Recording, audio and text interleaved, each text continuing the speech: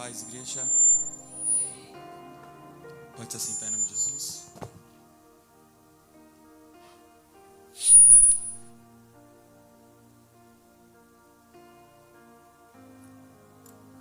Quantos estão felizes com Jesus?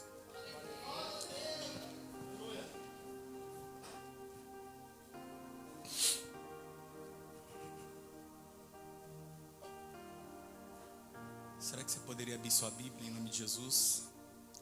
Em João capítulo 2, no seu versículo 5. Não precisa se preocupar não, que nós vamos passar no tema, tá bom? Quando você vai procurando, eu quero agradecer aqui a vida do diácono Antônio, que nos fez o convite. Deus abençoe. A vida do pastor Júnior. E até porque se eu estou aqui é porque ele também permitiu que eu estivesse aqui. A vida dos obreiros, dos irmãos que estão na direção. A vida da minha esposa que me acompanha.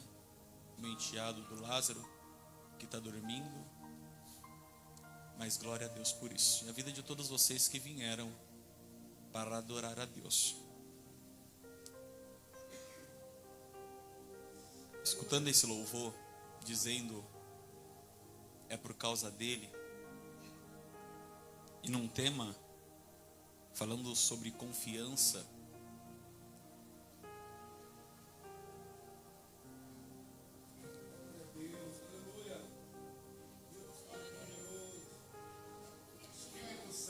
literalmente, irmão, é por causa dele mesmo. Se não fosse Jesus. Glória a Deus, aleluia.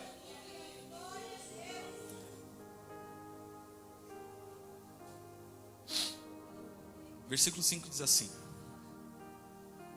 Então sua mãe disse aos atendentes: Fazei tudo o que ele vos disser. Vou repetir de novo. Então sua mãe disse aos atendentes: Fazei tudo o que ele disser.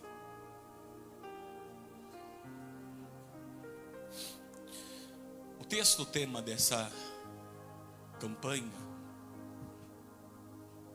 é Salmo 125, que diz: Os que confiam no Senhor são como os montes de Sião, serão como o monte de Sião, que não se abalam, mas permanecem para sempre. A gente temos que entender que existem 3 palavras no hebraico para confiança, ou confiar, ou depositar confiança, ou fé, ou firmeza. A primeira palavra em hebraico é emuná, que quer dizer confiar, fé e firmeza. A segunda palavra em hebraico quer dizer batash, quer dizer confiar ou depositar a confiança. A terceira palavra em hebraico, ela quer dizer put, que também quer dizer confiar e depositar a confiança. Então entenda uma coisa. Nós sabemos que o texto de Salmo 125, o seu autor é anônimo. Não se sabe quem era esse autor. Mas ele faz parte do livro de Salmos, onde é o livro onde existem alguns poemas e alguns cânticos que adoravam a Deus do Antigo Testamento. Eu quero poder, junto com você, separar esse texto de Salmos 25, versículo 1, em 3 temas. O primeiro é os que confiam no Senhor. O segundo é, vamos lá, os que confiam no Senhor. O segundo são como os montes de Sião. E o terceiro, que não se abalam, mas permanecem para sempre. Esse é os 3 tópicos que iremos falar. Nesse primeiro tópico, que é os que confiam no Senhor,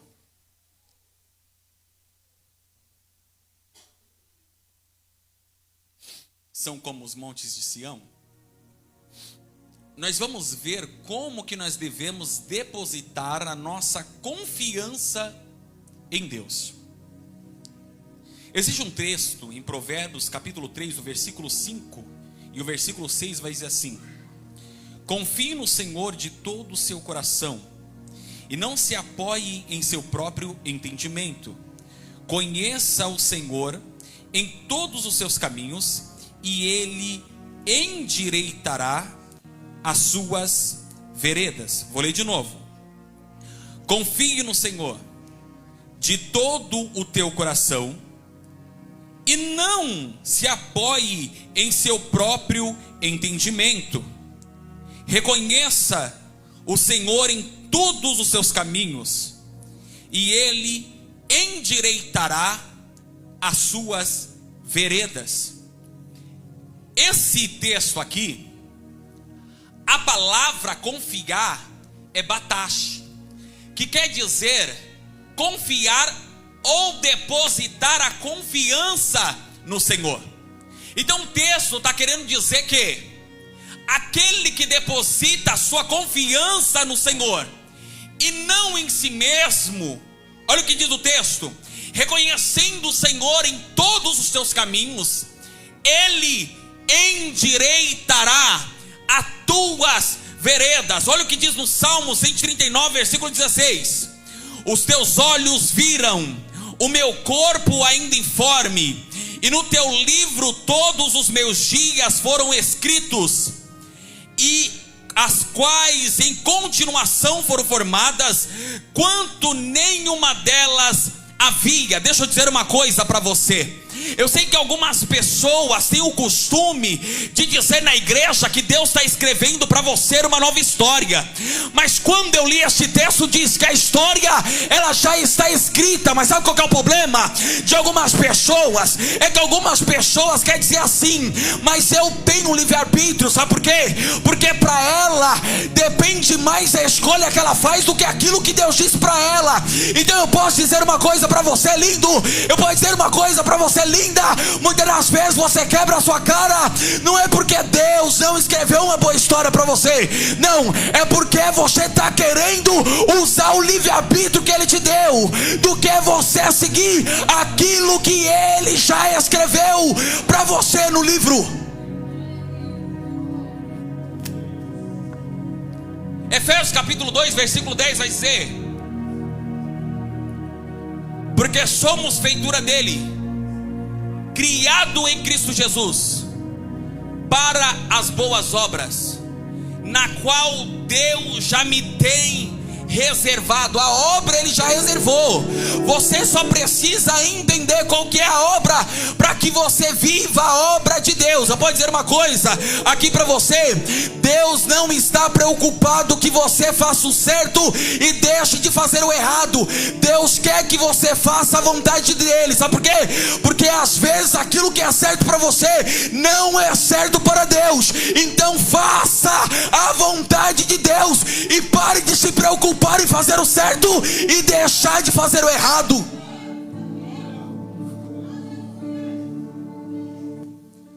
Porque o que importa é fazer a vontade de Deus.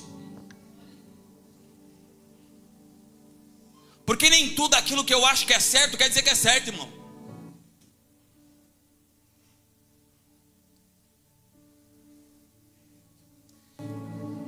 Então quando nós vemos esse Salmo 139, nós já entendemos que Deus já tem um plano para nós. Ele já tem algo reservado para mim e para você. Eu só preciso querer entender qual é esse plano. Porque eu sei que colocaram na tua cabeça que Deus está escrevendo para você uma nova história. Mas isso é mentira. Deus não está escrevendo nova história para ninguém. A história já está escrita. Só que você tem sim um livre-arbítrio de querer viver a história que Deus escolheu para você, ou você querer fazer a sua própria história. Porque se você for olhar em Apocalipse, principalmente no grande trono branco, a Bíblia diz que vai ser comparado o livro dos livros. Qual que é o livro? Daquilo que Deus escreveu para mim. De qual livros? Daquilo que eu vivi, da hora que eu nasci até a hora que eu morri.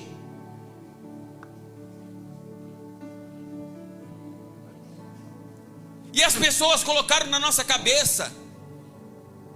Esses dias eu estava no final de semana, minha esposa está aqui que não me deixa mentir. Uma pessoa da minha família inteligente começou com essa história de jogar a palavra para o universo. Ela fica assim com a mão.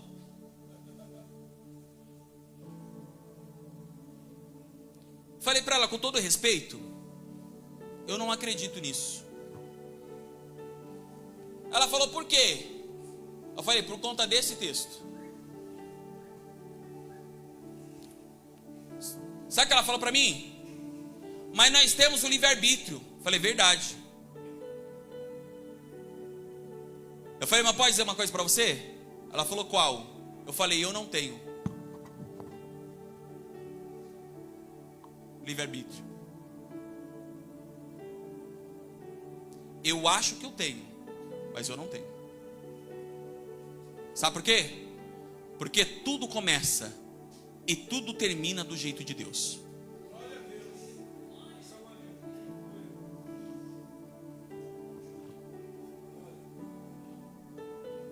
Para mim confiar, eu tenho que entender que Ele já tem um plano. A única coisa que eu tenho que fazer é seguir o plano. Michael, como que eu sigo o plano? Orando a Deus e pedindo para que Deus abra o seu entendimento.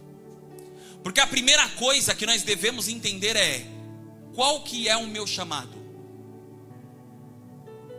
Tem gente fazendo aquilo que ela nem foi chamada para fazer.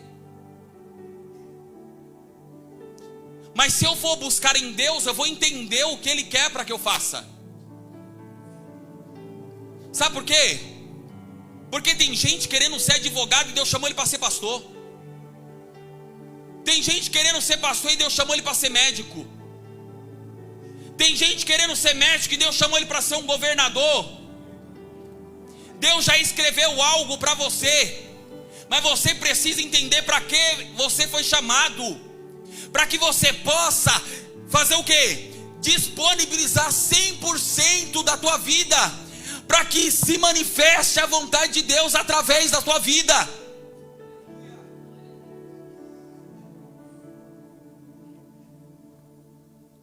Deus tem um plano para você. E por mais que eu sei que a tua vida está difícil, aqui foi falado sobre promessa,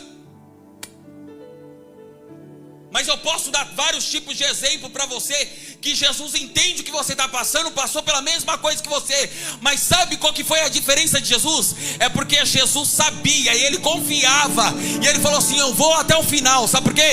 Porque eu sei que lá no final, aquilo que o Pai prometeu, Ele vai cumprir.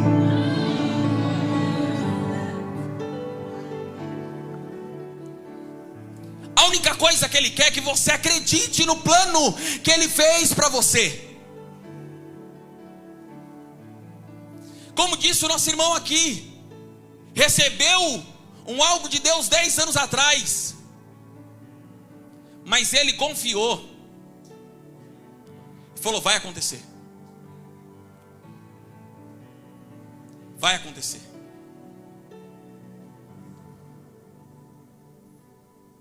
Segundo tópico, são como os montes de Sião.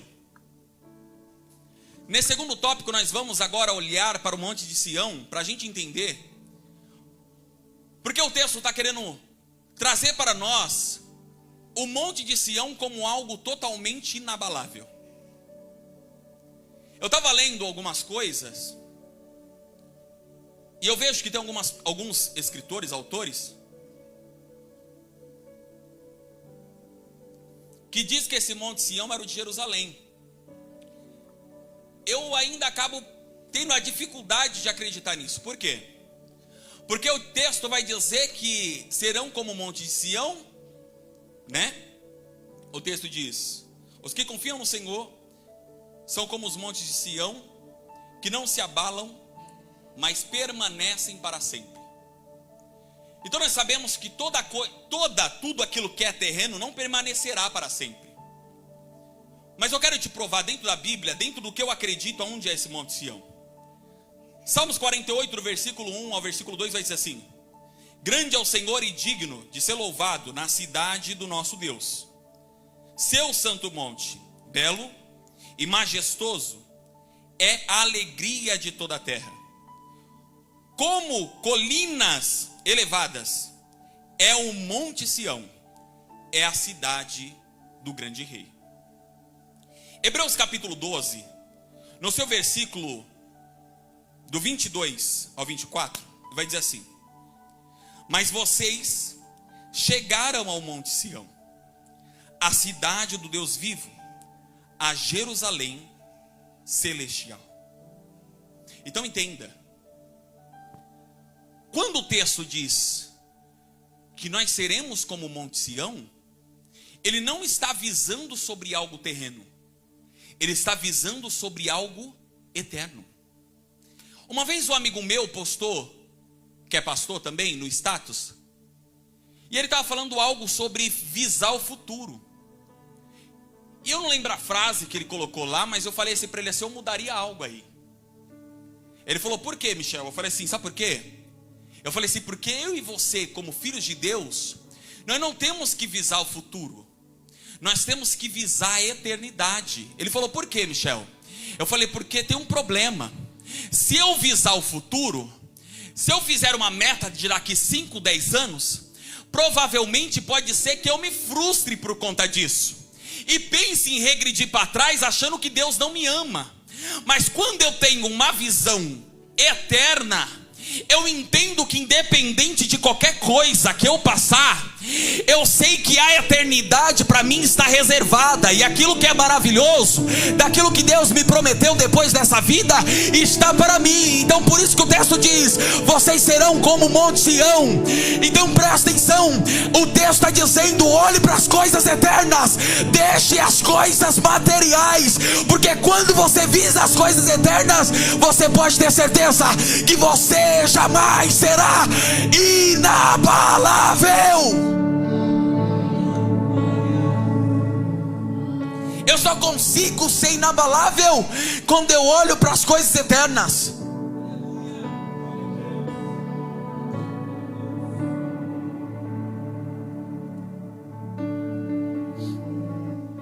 O 3: que não se abalam, mas permanecem para sempre.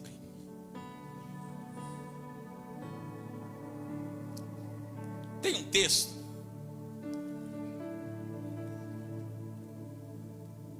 que o pastorzão falou aqui na ministração dele aqui, que depois que Deus tinha me dado a mensagem, eu fui lá, né, dar uma olhada, né, porque é muita responsabilidade pregar depois do pastor Júnior.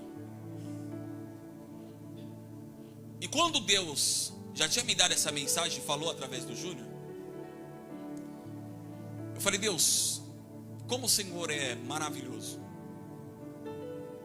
porque o Senhor é um Deus que confirma aquilo que o Senhor disse. Mateus capítulo 7, 24 e 25 diz assim: portanto, todo aquele que ouve as palavras e as pratica é como um homem prudente que constrói a sua casa sobre a rocha. Cai a chuva, transbordam os rios, soprarão os ventos e darão contra aquela casa, e ela não caiu, porque tinha seus alicerces na rocha. Só que olha que interessante, o texto dá uma receita. Ele diz assim: portanto, aquele que ouve as palavras e as pratica Quando eu li esse texto, e a gente vai para João 2 daqui a pouco, o Espírito Santo de Deus falou assim para mim, assim, entenda uma coisa, a confiança está ligada à obediência.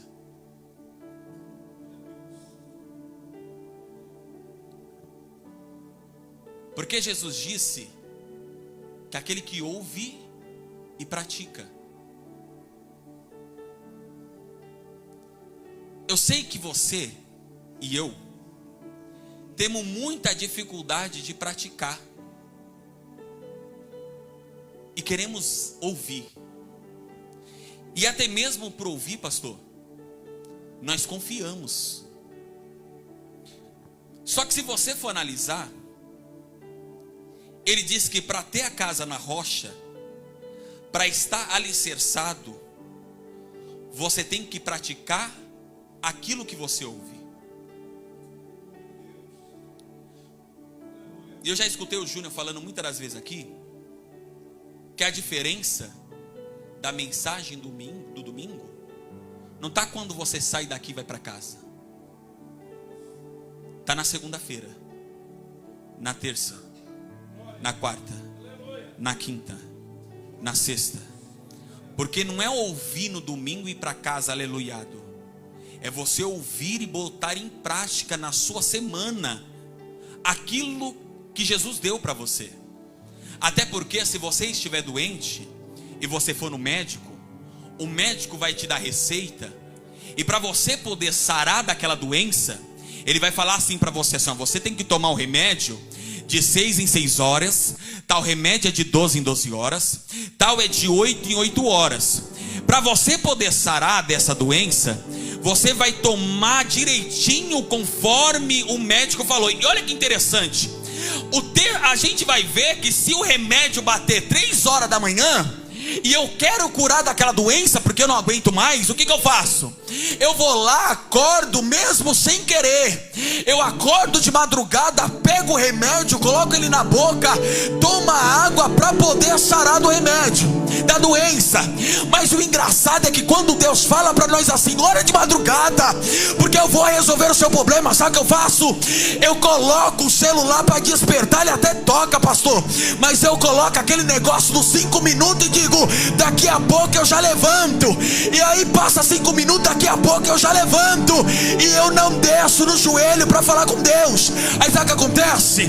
Aí as coisas começam a estar numa bagunça dentro de casa, e eu quero colocar a culpa em Deus. Mas Deus está dizendo para mim, para você essa noite, eu já te dei a receita. Se a doença não sarou ainda, é porque você não está tomando no horário o remédio que eu passei para você.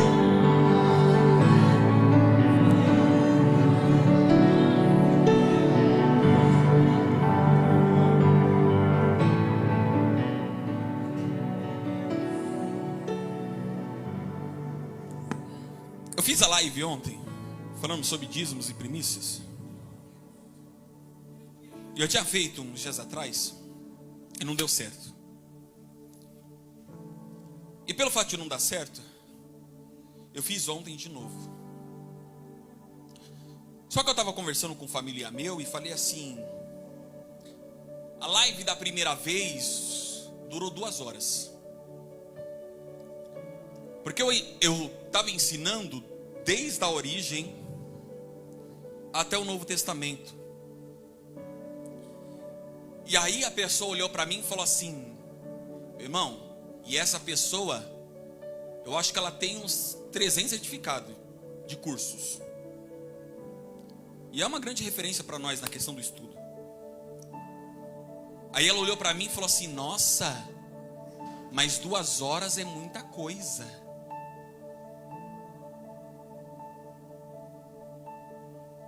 Eu falei, o quê? Aí eu fiquei pensando, não falei nada, né? Aí eu fiquei pensando, eu falei, rapaz, a pessoa tem uns 300 certificados. Quanto tempo ela ficou sentada para aprender, para poder pegar aquele certificado? Mas sabe o que é o difícil? É que para Jesus, cansa. Para Jesus, 2 horas é muita coisa.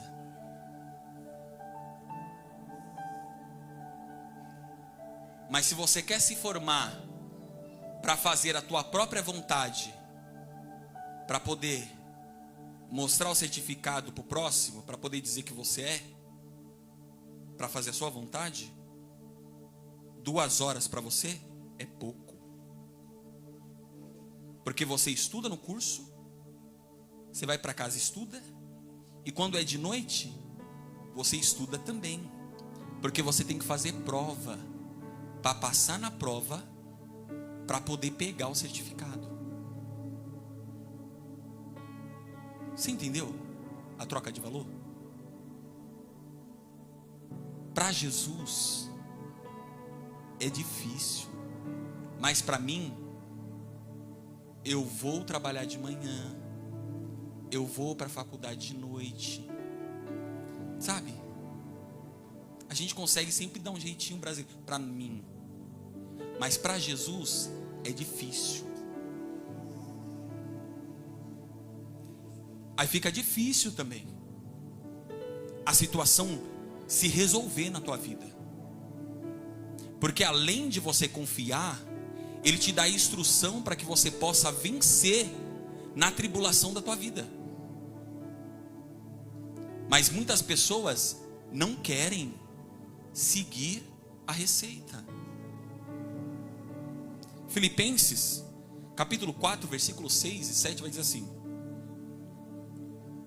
não estejais inquietos por coisa alguma, antes as vossas petições sejam em tudo conhecidas diante de Deus. Meu irmão, quando eu li essa parte aqui, eu falei: Jesus, é um tapa na cara. Presta atenção. Em tudo conhecidas diante de Deus, pela oração, pela súplica, com ação de graças,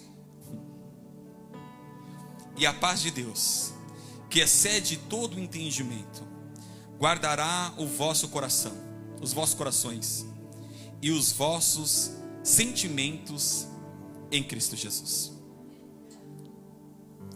Ele diz que eu tenho que apresentar, e elas têm que ser conhecidas a Deus pela oração, pela súplica e pela ação de graça. Você não entendeu? Eu vou dizer para você. Aqui está falando sobre um culto, sobre confiança. Não adianta só orar, não adianta só fazer súplica.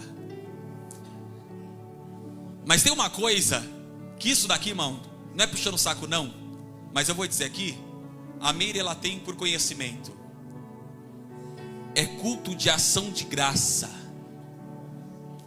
Quando eu faço o culto de ação de graça, eu já estou mostrando para Deus, apresentando a Deus, que eu acredito que aquilo que Ele me prometeu vai se realizar. Então presta atenção aí, que Ele está te dando a receita mais uma vez. Ele está dizendo que seja apresentada ao Senhor com oração, com súplicas e ação de graça.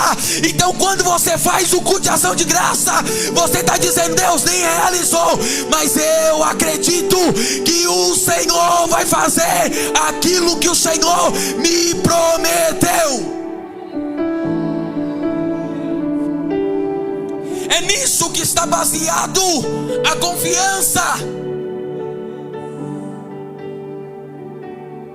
E nem dá para me terminar, deixa eu ir logo, já deu meu horário.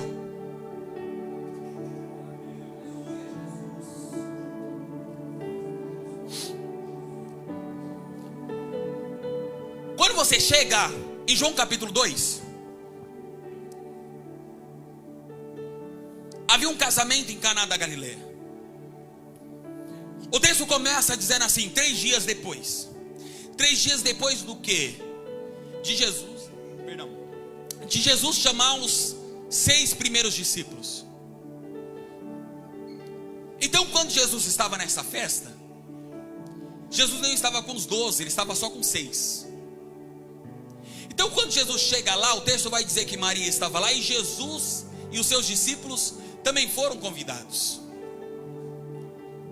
Eu sei que aqui é um culto falando sobre confiança em Deus e até mesmo sobre adversidades e tribulações. Só que você vai ver que o texto, Jesus, ele não era ainda conhecido como mestre, como professor, ou até mesmo como Messias. Mas chamaram Jesus para dentro da casa.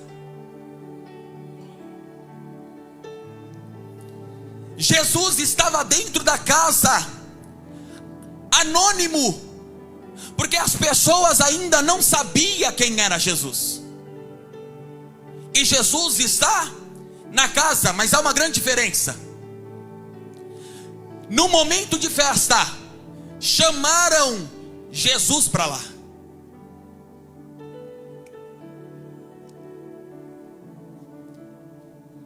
Eu sei que você e eu temos o costume de convidar Jesus só quando o calo está apertado. Mas o texto está dizendo que era um momento de festa, e Jesus foi convidado para aquela festa. Ele estava lá.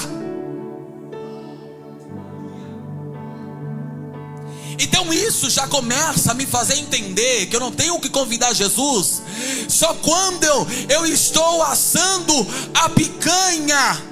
Não, irmão, é também quando eu estou, presta atenção, é quando eu também estou comendo ovo e arroz, ou arroz com farofa, como eu já comi, para temperar o arroz. Jesus está na casa.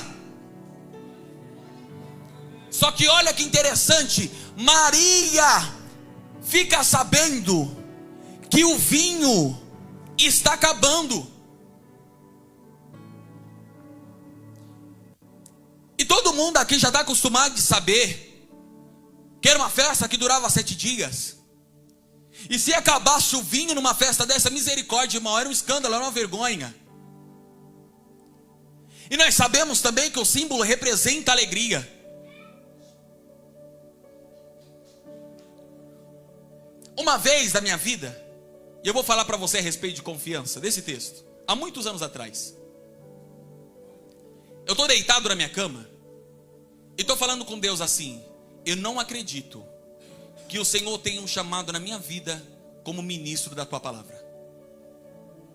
Ele me levou nesse texto. Eu falei, sabe por quê? Eu falei, porque quando eu estou ministrando, a igreja até recebe, mas quem está aí sentado em cima da tribuna fica analisando a minha pregação. Aí o Espírito Santo falou assim para mim assim: lembra da festa de Caná da Galileia? Eu falei, lembro. Ele falou, lá tinha um mestre-sala, não tinha? Eu falei, tinha. Ele falou, aquele mestre-sala de tomar o vinho, pela sua experiência, ele já sabia quem era o dono, ele já sabia qual era a vinha, ele já sabia de onde que vinha, pela experiência dele. Eu falei, entendi. Mas o que o Senhor está querendo dizer? Ele falou, mas você reparou que quando eu transformei a água em vinho e mandei para ele, ele não sabia de onde vinha? E ele disse que o melhor ficou por final? Eu falei, sim. Eu falei, mas o que o Senhor está querendo dizer com isso? Ele falou assim, eu só quero que você leia o texto. Eu falei, peraí, Jesus, você está falando que não é para mim estudar? Ele falou, não, filho, estude para o seu conhecimento, mas quando você for pregar minha palavra, lê, porque eu quero dar algo novo para você. Ele falou assim, sabe por que eles ficam analisando a sua pregação? Porque quando você fala uma coisinha, ele já sabe, veio do livro de tal, ele pegou da pregação do fulano de tal, ele olhou no Google do blog do fulano de tal. Mas quando você lê o texto, o Espírito Santo salta o texto no seu conhecimento, que quando as pessoas escutam, vai dizer assim, ó, eu nunca escutei nada igual. E verdadeiramente o melhor ficou pro final. Sabe por quê? Porque o Espírito Santo, ele tem capacidade de te revelar aquilo que a Bíblia realmente queria dizer. E até hoje eu venho vivendo isso. Sabe por que eu dei uma picotada no texto? Porque foi essa mensagem que Deus me deu. E eu falei, mas eles colocaram um tema. Ele falou, mas eu quero que você pregue isso. Eu falei, Deus, mas eles colocaram um tema. Ele falou, mas eu quero que você pregue isso. Aí eu falei assim, mas eu não estou entendendo. Ele falou assim, você vai ver que tem tudo a ver com a mensagem. Ele leu 5. Quando Maria descobriu, porque o texto não diz que o noivo descobriu que estava acabando o vinho, que o mestre Sala descobriu que estava acabando o vinho, que ninguém, Maria viu. Só que olha que interessante, ela viu que estava acabando o vinho. O texto não diz que ela foi falar para Ciclano, para Betânio, para a irmã Cotinha, para o irmão Juvenal. Não. O texto diz que ela foi direto na fonte. Ela foi diretamente falar com quem poderia resolver aquele problema. E quando eu vejo esse texto, olha que engraçado. Quando ele vai dizer assim, mulher, o que tenho eu contigo? Se você for olhar no original, Jesus era a mesma coisa que Jesus estiver dizendo assim, por que você está me envolvendo nessa situação? Agora não é minha hora.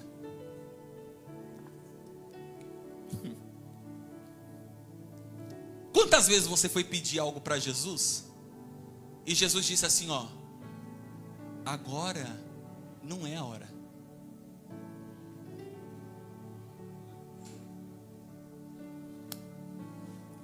Jesus disse, agora não é a hora. Se você for ler todo o livro de João, você vai ver que a maior preocupação de Jesus era de fazer as coisas no tempo do Pai. Ele disse, agora não é a minha hora.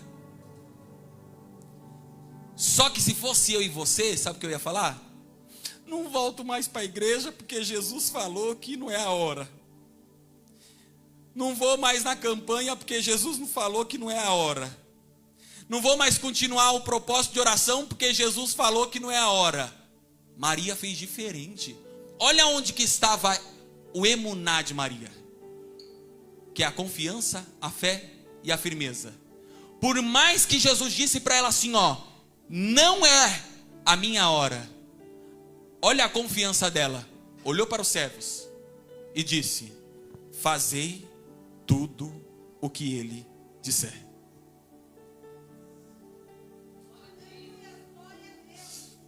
Irmão, deixa eu falar uma coisa para você. Eu não sei se eu estou muito fundo ou se de repente você está mais fundo, eu estou mais raso. Mas entenda isso. Jesus disse, ainda não é minha hora. Olha a confiança de Maria. Ela disse, fazei tudo o que ele disser.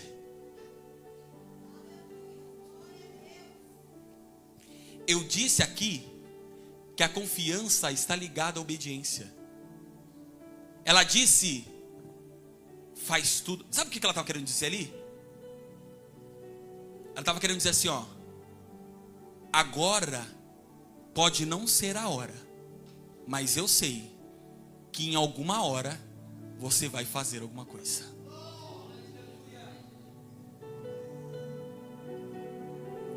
Ela disse, fazei tudo o que ele disser. Jesus pega 6 talhas da purificação, que servia para eles lavarem as mãos e os pés, e ele diz assim, ó, enche de água.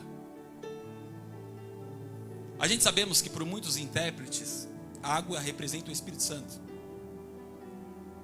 E o vinho, a alegria. E quando eu vim para cá, olhando para esse texto, e olhando para a igreja, eu comecei a indagar o texto e disse: Deus, por que que Jesus não completou as talhas que estava se esvaziando?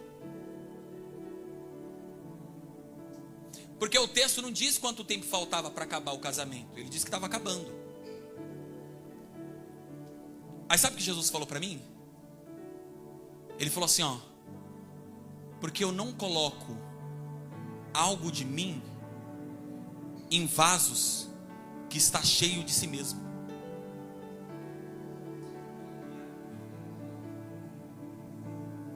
Aí ele falou assim, ó: eu preciso pegar algo vazio. E você não está entendendo.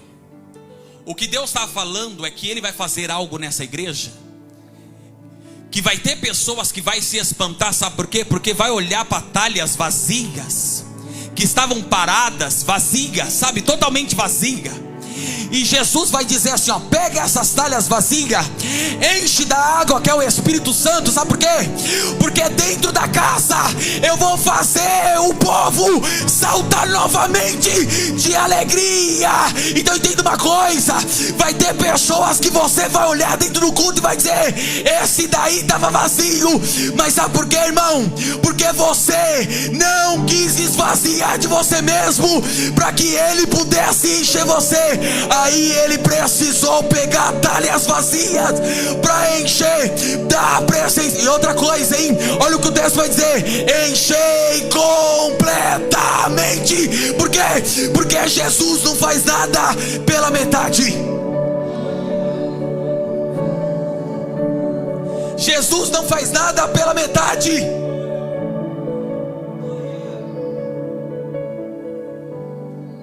Nada. Sabe qual que é o problema? E eu vou falar porque isso já aconteceu comigo.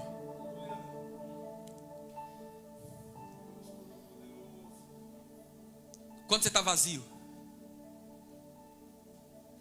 aí Jesus estava na casa, olhou para mim de canto e falou assim, ó: esse aí tá parado, hein? Esse aí tá vazio, hein? Ó.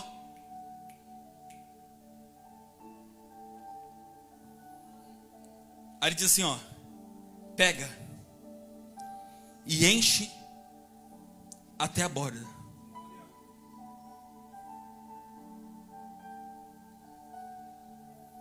Aí ele pega e fala para os serventes: leva para o mestre-sala, o responsável da festa.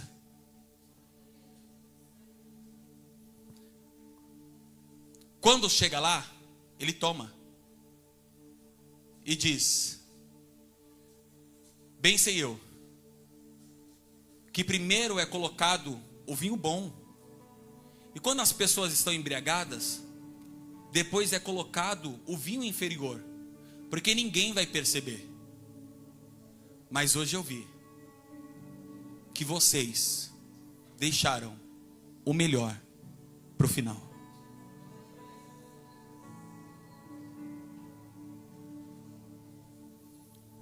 Jesus está dizendo que vai levantar pessoas aqui,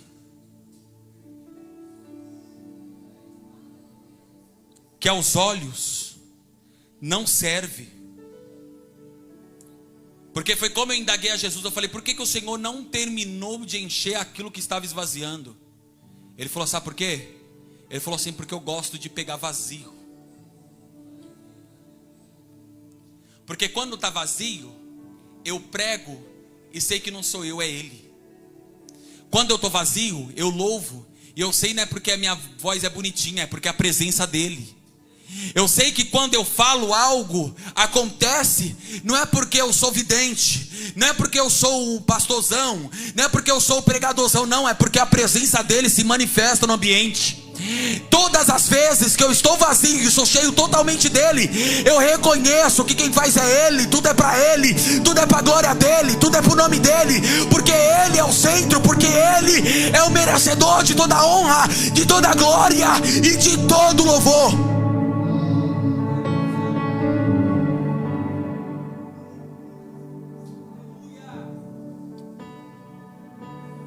Então posso errar? E posso dizer uma coisa? Da mesma maneira que foi ministrado aqui, ele tem um plano para você. Tem uma visão eterna, não material.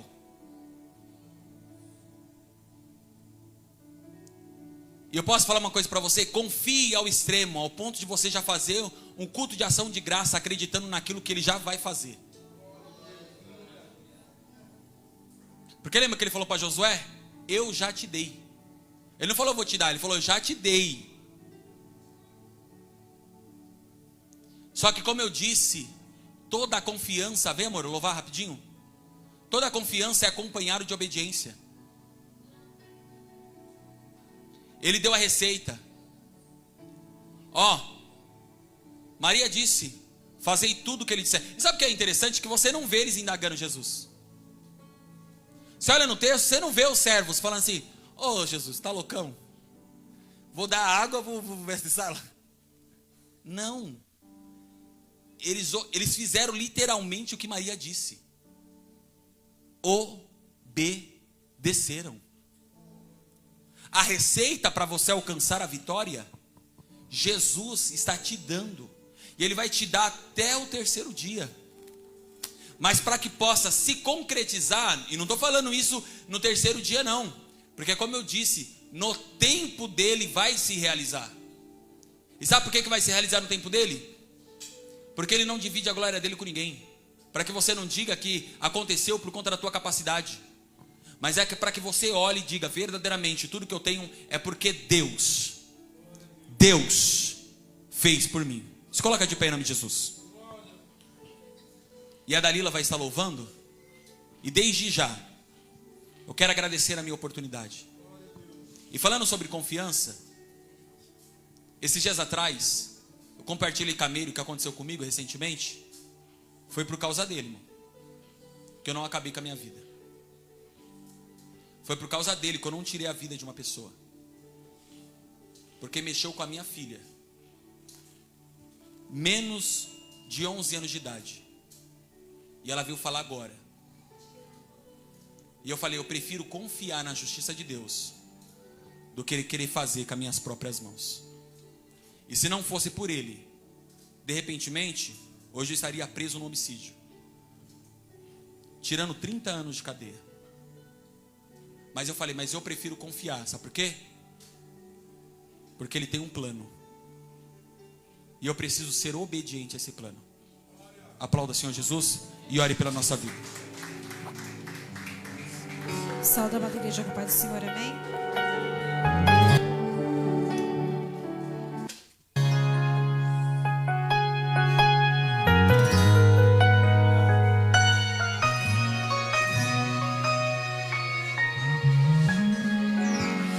Quem começou a boa obra é fiel para terminar. No seu tempo e na sua hora, Ele tudo cumprirá. Passa os céus e passa a terra, sua palavra não vai passar, porque mais fiel que Ele nunca houve, não haverá.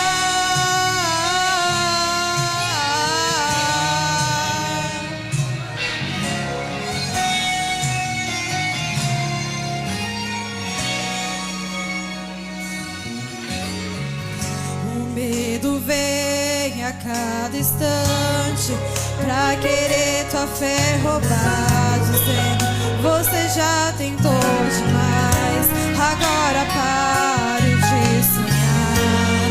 Então fui ler os meus projetos e comecei a analisar. É distante da minha realidade, preciso rabiscar. Ouvir a voz de Deus bradar,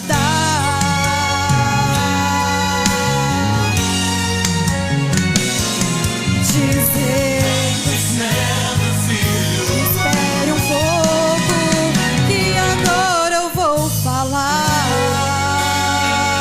Aí ele diz assim pra você: eu não te trouxe até aqui para morrer. Será que você se esqueceu? Eu penso mais alto que você, e o meu caminho é maior que o seu. Então levante a cabeça e volte a projetar. Não risque nada do papel, porque eu sou fiel pra realizar. Quem começou a boa obra é fiel pra terminar. No seu tempo e na sua hora, Ele tudo cumprirá. Faz os céus e faz a terra, sua palavra não vai passar. Porque mais fiel que Ele nunca houve, não haverá. O homem te prometeu e depois se arrependeu, mas fiel é Deus, fiel é Deus. Disse que iria te ajudar e depois foi embora, mas fiel é Deus, fiel é Deus. Que não falha, que não nada, mas sempre chega na hora exata. Ele não mente, não se arrepende, porque Ele zela por sua palavra pra brincar o coração, pra ver Deus completar essa linda obra que Ele começou na sua vida, e você vai cantar.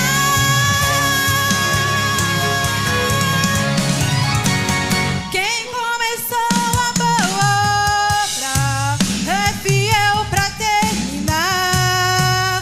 No seu tempo e na sua hora, Ele tudo cumprirá. Basta os céus e basta a terra, sua palavra não vai passar. Porque mais fiel que Ele nunca houve, não haverá. Quem começou a boa obra é fiel pra terminar. No seu tempo e na sua hora, Ele tudo cumprirá. Passa os céus e passa a terra, sua palavra não vai passar. Porque mais fiel que Ele nunca houve, não haverá.